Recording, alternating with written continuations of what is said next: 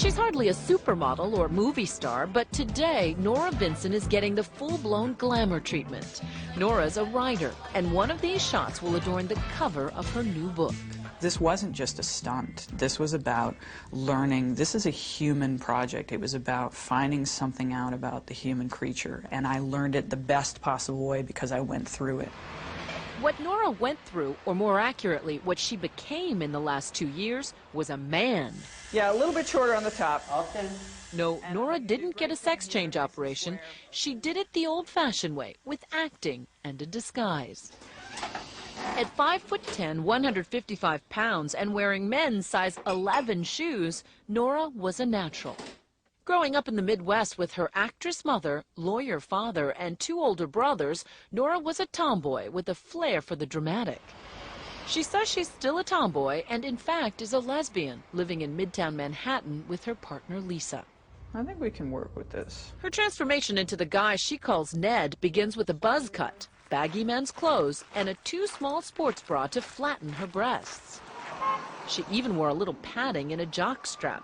I also tried to think, well, what kind of guy is Ned? And get. For the rest, she enlisted the help of makeup artist Ryan McWilliams. She just came to me and said, Ryan, I need to turn into a man. The hair as small as we can make it, right?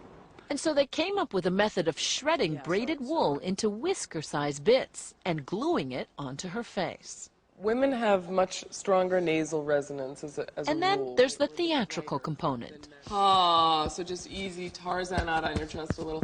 Ah, good. Juilliard voice teacher Kate Murray coached Norah for months on a program of movement, breathing, and speaking. I want you to be the best man you can be. All to incorporate some of the subtle and not so subtle characteristics of being a guy. Notice what men do. If they need to suddenly grab a taxi, hey, they just do that. Whereas women will ask for a taxi instead of demand one. When all the pieces are together, hair, makeup, voice, posture, style, the transformation is complete. Walk like a man, talk like a man, walk like a man. And Norah Vincent becomes Ned Vincent. Walk like a man, fast as I can. One of these shots will be the second photo on the book cover. The book, Self-Made Man, is out today and is about Norah's 18 months living as Ned. I wanted to enter male spheres of interest and see how men are with each other. I wanted to make friends with men. I wanted to know how male friendships work from the inside out. Ned's first act as a newly minted male was to join that quintessential bastion of camaraderie, a men's bowling team. The only problem was she's a terrible bowler. I probably bowled before this 3 times in my life, and that was, you know, in high school when you do it with both hands, you know. So it was just insane for me to walk into this place without any. And why didn't they just run you out of town when they saw how bad you were? It's an amazing thing because I think, I mean, that shows you the generosity that they had. It was the first of Norah's many surprises. She thought these guys from a working-class Pennsylvania neighborhood would mock Ned's bowling and reject him as a guy. But from their first meeting, they accepted Ned. The handshake was unbelievable. It blew me away the first time I shook hands with a guy, a strange guy. And I was amazed because you think of women, you know, we're so nice, we're so easy, men are so mean. Complete opposite. Hey, baby. And I felt as comfortable as I could feel right away. They just took me in, no questions asked. This is the first time the guys are coming face to face with the female version of Ned. Would you have known me on the street? No. No, good, You look taller than I remember. Yeah, I know, you're shorter. What happened? Though they've known about Norah's true identity for months, How are you? Congratulations. this reunion is their first chance to talk about their friendship. But you guys had said that wasn't there that game that, you know, the person who didn't make it to 100 had to wear women's panties at the end of the season. And I thought, you know, I'm going to give you guys the shock of your life, and I'm going to wear The team had bowled together for 9 months, and gradually Norah gained entrance into the inner sanctum. She found that all the cussing and good-natured ribbing is just how men often show affection for each other. Way to go, Ned. Oh, yeah. You remember this? Oh, my God, that's right. I forgot all about that. Did you know, based on watching her bowl? I mean, you know, the joke was she bowled like a girl. But Well, we had our suspicions that These guys did. maybe Ned was gay everybody or something, you know? Really? Yeah. Everybody has their own style. You Right. know what I But mean? my style was, I But her mean, style is this. Yeah. A little different style. Near the end of the team's run, Norah decided to reveal herself as a woman. Nervous about how they'd react, she tested the waters with the one guy she was closest to. She took Jim out for a drink. So she sits you down, she's very serious, and she says, I'm going to tell you something that's going to blow your mind. And what did you say? So the only thing that will blow my mind is if you told me that you were a girl and that she was a guy. And she goes, well, you're half right. The she Jim's talking about is Norah's partner Lisa, who the team had met several times. Jim assumed they were Ned and Lisa, a heterosexual couple. But you didn't believe her at first. At first, well, I was still in shock. I said, how can this possibly, you know, where would this come from? This is just a regular Monday night. I was out bowling having a good time a few minutes ago. Now I'm trapped in this bizarre conversation about your name isn't Ned anymore, you know? Later, Jim told the rest of the team, who all took it well. What do you think Norah expected to find in a bowling alley full of guys? I think she expected to find like a bunch of guys just talking about women's private parts and a bunch of racists and, you know, I think kind of that's what she came into this thinking. They really showed me up as being the one who was really judgmental, because they were the ones who took me in, not knowing anything about me. They were the ones who made me their friend, and, you know, no judgments attached. that's not like it. What's wrong? Norah and Jim became closer friends once he knew that he was a she. Now Jim was willing to speak more personally and openly, like about his wife's cancer. Norah came to see that between men, intimacy is sadly lacking. There's a tremendous potential for tenderness between men, and I'm not sure that it's always realized, and it's terribly sad. Cracking the mystery of a boys' night out is one thing, but what about the explicit world of a man's sexuality? I really ran smack up against the difference between male and female sexuality, is that female sexuality is mental. It's up here. And male sexuality is a bodily function. It's a necessity. You just have to do it. When we come back, Norah goes to strip clubs in the company of men as a man. Over the 18 months of venturing out in the world as a man, Norah Vincent guesses she put on Ned's whiskers and clothes about 150 times. After the bowling league, she was ready for love and sex.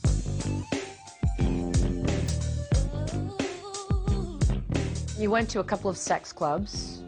What were you trying to get at? Well, at first I thought, this is sort of the quintessential guy thing to do, right? The bachelor party at the strip club. When I told people initially that I was doing this, they'd say, oh, you gotta go to a strip club. She says the clubs were obviously sexual, but once again lacking in intimacy, which leaves men emotionally frustrated. I saw the men there. I saw the looks on their faces. I saw them sitting alone, nursing their bourbon, and this is not about appreciation of women, of course. It's not about appreciation of their own sexuality. It's about an urge, and that's not always that pleasurable, really. These guys who go to these high-priced clubs would say, this isn't about pain, this is about pleasure. Men have had the tears and the emotional expression sort of pounded out of them from an early age, and so by the time they're men, they don't even have the vocabulary anymore or the emotional awareness to really say what they're feeling. Norah says strip joints are about pure sex drive, completely empty of any meaningful interaction, even when a woman is gyrating on your lap. But you're attracted to women. Were you ever aroused during any of these? I really ran smack up against the difference between male and female sexuality, is that female sexuality is mental. It's up here. Whereas for men, Norah says, sexuality is, shall we say, below the waist. At its core, it's a bodily function. It's a necessity. It is such a powerful drive, and I think because we don't have testosterone in our systems, we don't understand how hard it is. So it never gets cold where you back in Australia? Throughout the project, Ned dabbled in the art of picking up a woman. Where'd your friend go? We went with him to this bar, wearing hidden cameras. This is my friend JC, I'm Ned. Norah was reminded that in this arena, it's women who have all the power. We sit there and we, just with one word, no, will crush someone. And the thing is, we don't have to do the part where you cross the room, and you go up to a stranger and say the first words. And those first words are so hard to say without sounding like a cheese ball or sounding like a jerk or whatever else. And what do you guys do? Norah says the brush-off Barbara Jones gave Ned was typical. She was just sort of emblazoned with hostility, you know, just looked at you and you saw everything cross her face, which was, oh, God help me, not again. I'm trying to have a drink with a friend and I've got to deal with you. Barbara was trying to dispose of Ned before her friend returned from the bathroom. Anyway, we haven't seen each other in a while, so just to let you know. Yeah. I've got to head out to the office.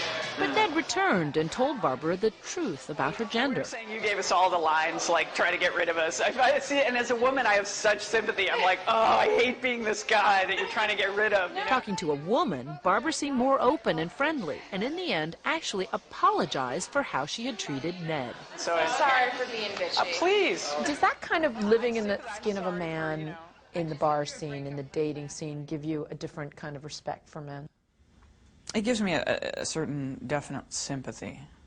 And I don't mean that there's any disrespect, but it just makes me understand what's going on. Norah, as Ned, also went on about 30 dates with women, mostly arranging them on the internet. Did you have any fun? Rarely, rarely. It was just an pretty ordeal. unpleasant, yeah. She says the pressure of Ned having to prove himself was grueling. Norah was surprised that many women had no interest in a soft, vulnerable man. My prejudice was that the ideal man is a woman in a man's body. And I learned, no, that's really not. There are a lot of women out there who really want a manly man. Ultimately, Ned told most of his dates that he was Norah. Many of the women reacted angrily, but usually just for a little while. Some women wanted to continue the relationship. They remained interested in pursuing something further. You know, so whereas... Sexually. Yeah. And that was heterosexual women who, that's what I'm saying. It's all up here. Because they said, well, we connected. And, you know, there's something, I really like you and I don't care. How many guys would do that? That's the difference between male and female sexuality right there. Norah says she found differences not only in sexuality and intimacy, but in every walk of life. I'm in the market for a car, and... Take, for example, shopping for a new car. Going in as Norah, the sales pitch quickly becomes flirtatious. Any guy that gets in is going to feel like, okay, this girl's... I want to date this girl just for a car. Well, all right, well, I didn't say it. But going back to the same salesman as Ned, the tone was all business, and the talk was all about performance. They have the 3-liter Duratec V6 engine. And in the end, a personal touch for Norah the salesman would never have offered Ned. All right? Thank you You're so much. welcome. In Norah's final months as Ned, she upped the ante, infiltrating all male inner sanctums. But after 18 months of deception, she was unraveling, and the play acting at a men's wilderness encounter group would begin to scare her.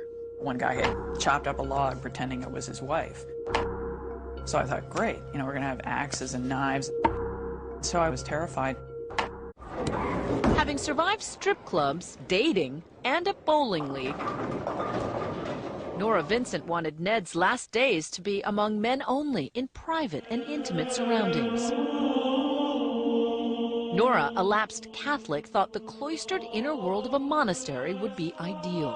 Ned managed to live for 3 weeks as a trainee. The monks, she says, were pious, smart men, but they were still men. What made it prototypically male? What do you mean by that? The breakdown in communication, the need, the desperate need for male intimacy and the lack of ability to give it, really painful.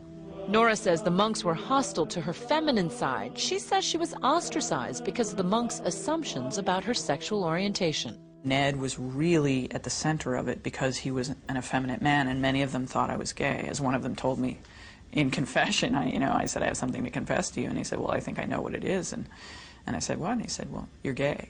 And I said, well, yeah, but not in the way you think. Loneliness can't hide. Norah thought the perfect end to her 18-month saga was to join a men-only therapy group, a place where guys tried to bond and show their emotions instead of hiding them. They don't get to show the weakness. They don't get to show, the affection, especially with each other. And so often all of their emotions are shown in rage. And they kept talking about their rage, often their rage toward women, and what they would do physically and violently towards women. Right. A lot of this was blowing off steam. It's sort of talking about the things that need to be said that you know you would never do. I mean, you know, they would talk about fantasizing about chopping up their wives or something. It's not that they would ever do that, but it was a way to get out the blackest thoughts. He doesn't like doing that work, but he can't quit. Norah began to empathize with the fear and stress men feel for having to always be the strong provider. The therapy leader, psychologist John Gornishelli, saw Ned's shyness as typical of a newbie coming to brave the group. A lot of the guys spoke to me after the retreat and said, talking to him, I felt like I was talking to somebody feminine. Once again, some group members thought Ned was gay, but no one suspected he was a woman. After 8 sessions, the group went on a backcountry retreat, but Norah's 18 months of being an imposter was closing in on her. The pressure of being someone that you're not, and being the fear of discovery and the deceit that it involves piles up and piles up. So by the time I got around to doing this men's group, it was really reaching critical mass. On the retreat, her fear became palpable. And I was out in the woods with a bunch of guys who have rage issues about women, and I was in drag, and I thought, oh God, you know, what am I doing? Norah was unraveling. She felt guilty about lying, as though she should be punished. In the final ritual of the weekend, the men were to act out the problems unearthed at the retreat with a partner. And you asked that he harm you. Yeah, I did. At that point, I was starting to really kind of crack up. I was really... You were coming unglued. Yeah. So you were asking this guy to cut you? To cut me. So self-mutilation is very much a female thing, and I think it was my way of paying the penalty for what I felt I had done. Norah was not harmed physically, but she continued her emotional descent, and a week later checked into a hospital with severe depression. Identity, she concluded, was not something to play around with. When you mess around with that, you really mess around with something that you need that helps you to function. And I found out that gender lives in your brain, and it's something much more than costume. And I really learned that the hard way. Norah says she's healed now and glad to be rid of Ned, but her views about men have changed forever. Men are suffering. They have different problems than women have, but they don't have it better. They need our sympathy, they need our love, and they need each other more than anything else. They need to be together. Do you think women understand what it's like to be a man? Not at all. No clue. No idea. John Gornishelli thinks Norah's conclusions that men are just as emotionally vulnerable as women are important and will be taken seriously because they came from a woman. I said to her, this is going to be revolutionary, because it's been looked at as though men were the perpetrators and women were the victims. This is not and now, one last identity switch. Gornishelli has never come face to face with the real Norah. Hi, John. I'm Norah. Hi. Wow. Bruce teaches, so he can never come to the meetings. So. And both John and Norah are happy she is a she. The irony is not lost on Norah that it took a trip into manhood to help her appreciate her own femininity. I'm so much closer to myself than I ever was, that I really like me. I really like being me, and I really like being a woman. Did you like being a woman before Ned? I did, but I like it more now, because I think it's more of a privilege. That's perfect right there. That's awesome.